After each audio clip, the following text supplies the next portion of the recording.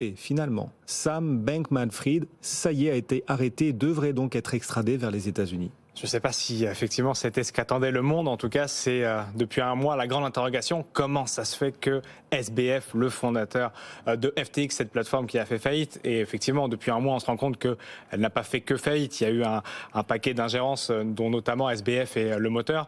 Et on se demandait comment ça se fait que SBF se permet d'aller faire ses courses aux Bahamas. Eh ben, c'est révolu désormais puisqu'il est détenu par les autorités du Bahamas et devrait être extradé. C'est ce qu'on apprend hier dans le communiqué de presse, puisque ça s'est fait dans la nuit.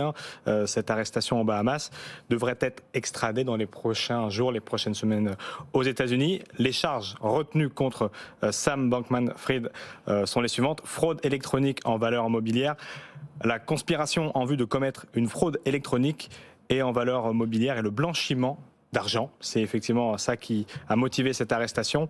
Dans le communiqué de presse, le Premier ministre des Bahamas précise que les Bahamas et les États-Unis ont un intérêt commun à tenir pour responsables tous les individus associés à FTX qui ont pu trahir la confiance du public et enfreindre les lois.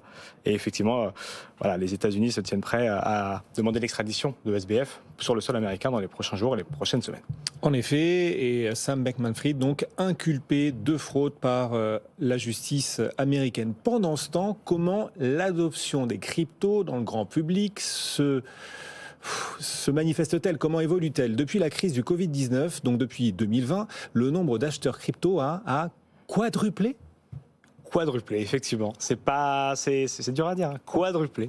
Mais c'est effectivement ce que nous dit JP Morgan, ce que disait déjà il y a quelques temps la Dan par la voix de Faustine et d'autres, comme même la BCE elle-même, qui nous disait 10% des Américains et des Européens détiennent des crypto-monnaies, 8% d'après la Dan. 13% de la population américaine d'après JP Morgan. On était à 3 il y a 2 ans. Donc effectivement, c'est une hausse assez importante. Bon, le contrepartie de ça, c'est que si on écoute ce que nous dit JP Morgan et qu'on regarde les flux à partir de la banque, de la filiale Chase de JP vers les plateformes de crypto-monnaies, si on fait effectivement cet ajustement, on se rend compte que le prix d'achat moyen des consommateurs est de 42 à 45 000 $. Donc effectivement, ils sont en perte. De 42 dollars 42 000 à 45 000 $, pardon. D'accord. Effectivement, donc ils sont en perte majoritairement puisque le prix du Bitcoin, on l'a vu avec Vincent, est autour de 17 500, 18 000 $. Mais en tout cas, effectivement, cette augmentation, elle est encore durable aujourd'hui puisque ces chiffres tendent à se maintenir malgré le fait que les prix baissent. C'est-à-dire que sans doute les gens ont-ils pris ces pertes-là pour eux, conservent leurs actifs en espérant de voir les cours remonter. Mais voilà, ça n'a pas déchargé. Ça l'a fait un peu côté instit. Les institutionnels ont davantage déchargé, on l'a vu la semaine dernière. Voilà, côté a priori des particuliers, c'est pas énorme pour l'instant. Voilà, et donc quadruplement du nombre d'investisseurs crypto depuis le début de la crise Covid. On imagine que ça a bien ralenti avec l'hiver crypto qui a démarré il y a quelques semaines. Voilà. Puis certains ont investi juste quelques dollars, quelques euros, juste pour faire mumuse. Il faut quand même le dire aussi. Il y a investisseurs et investisseurs. C'est pas la même chose d'investir en assurance vie pour préparer sa retraite que de foutre 5 dollars dans une crypto. Oui, alors si j'écoute le panier moyen des personnes qui ont des crypto-monnaies d'après la Banque centrale elle-même, on est quand même proche d'une grande majorité de personnes qui ont plus de 10 000 $. Alors avait-il 10 000 $ au moment de l'achat ou est-ce que ça s'est transformé en 10 000 $? Ça, je ne pourrais pas vous le dire dans les détails. En revanche, c'est quand même des sommes qui ne sont pas négligeables.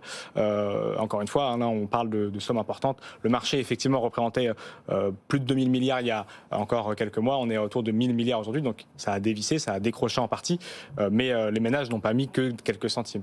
Ça dépend des tranches d'âge, mais la majorité des investisseurs ont la trentaine et ont mis des sommes plus importantes. Oui. Et ce qu'on constate, c'est que malgré l'hiver crypto, on voit de plus en plus l'univers des CGP, des conseillers en gestion de patrimoine, s'intéresser à l'investissement en crypto, les passerelles qui tentent de se constituer entre l'univers crypto et l'univers des conseillers en gestion de patrimoine. Oui, tout à fait. Ouais.